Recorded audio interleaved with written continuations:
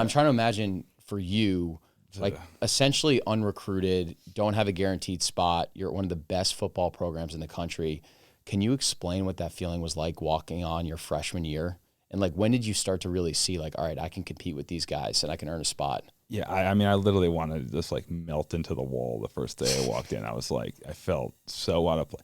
The other thing is too, like I'm from a very country town, you know, like we had one black kid at my school. He was like one of my best friends, but from a culture perspective, like that was a real thing too. It's like I walked in, people from all different backgrounds. Like I just never have experienced like that mesh of people.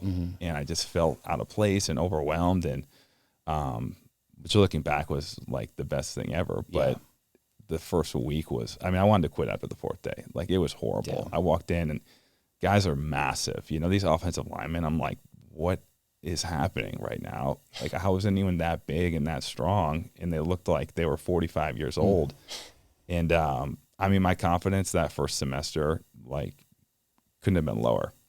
And stack on top of it, classes, you know, I was a math major. I'm taking Calc 3, chemistry, just getting smacked right in the face with every piece of adversity you could imagine. Waking up at 5 o'clock for lifts, like I was so tired and exhausted. I think I had a 1.9 GPA after the first semester, put on academic probation. Like it was the worst experience. But, you know, I think when you hang in there and there's something to be said about just showing up. You know, you're never going to have maximum motivation and walk in and, you know, ready to attack the world every single day. But sometimes you just got to show up. Like my coaches always say, you can either be the storm or weather the storm. In that first semester, I was weathering the storm. But, you know, eventually it subsides and you're able to kind of dig your heels in. But you said when I think I could compete, I mean, the first semester, I thought no way. But I did, you know, I went back to my roots and I would go lift with my buddy Adam.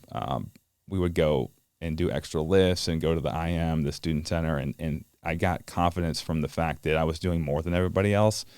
So by the time spring rolled around, I changed positions to defensive end and I was getting a lot stronger and kind of like, you know, learning the system, and I felt more confident. And I think in that spring, I was like, I think I can do this.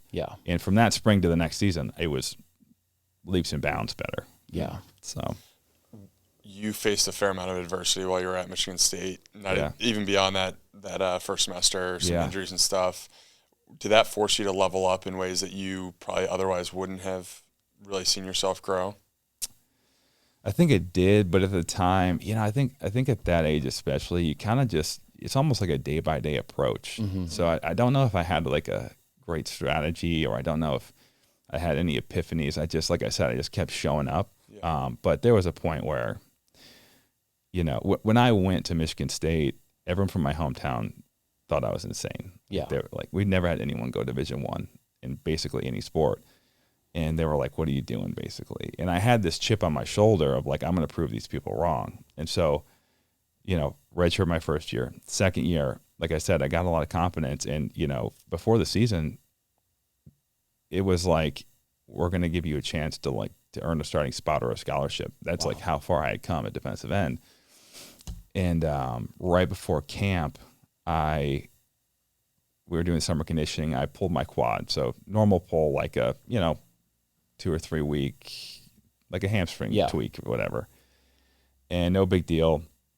And this is right before camp, maybe 2 weeks before camp. Well, 2-3 days before camp, I get out of the shower, slip, fall into a hurdle stretch, and like my heel is tucked to my butt, and I just like tear my quad, which you can see. Jeez. I'll show you guys.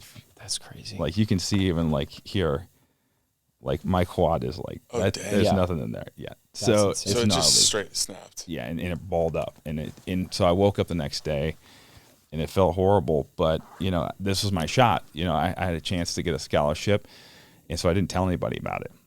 And I show up to camp 2 days later. I run our conditioning test, which is 20 half gassers, which is basically like across and back on the field, like 106 yards, and it's a horrible test. It's really difficult, almost a sprint, but not, you know, a little less. And I ran all 20.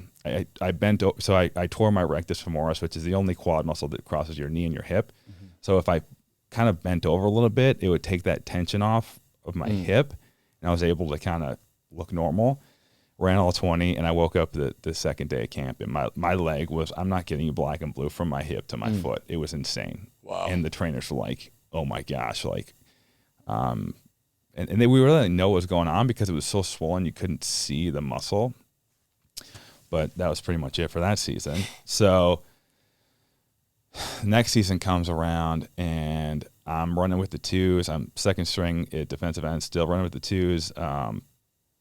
I'm like, mixed in with the ones on our third down package, like a pass rush guy.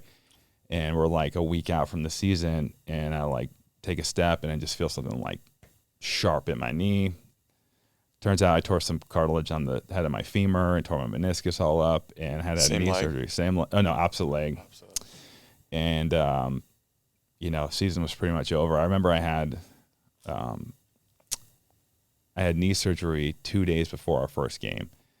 And so the day before the game, one thing, it just shows you how great of a guy Coach D'Antonio was. Like, he saw me the day after surgery, like crutching back to the dorm, and literally stopped the car in the middle of the road, got out to check and see how I was and talk to me. Wow. Like, he's just salt of the earth. But, so the next day I go to the game, and they're like, we can't have you stay at the game because if you get hit on the sideline, like this early out of surgery, it's going to mess your knee up. So I just remember it was like a movie scene. I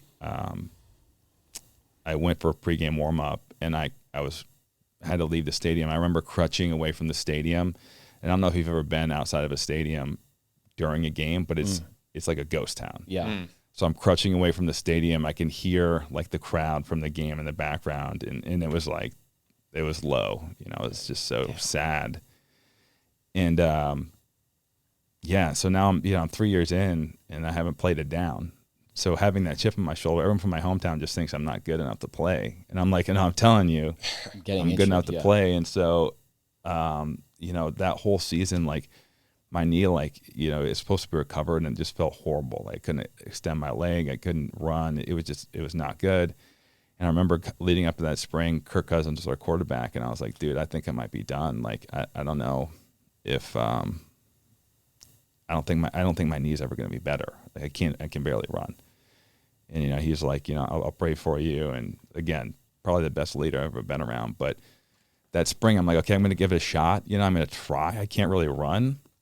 First practice, I'm like, rushing out the edge, and I hit this guy, Henry Conway, like as hard as I could in my shoulder. And it was kind of like my leg was extended the same time, and my knee just went like, boom, like cracked. And I was like, oh, here we go again.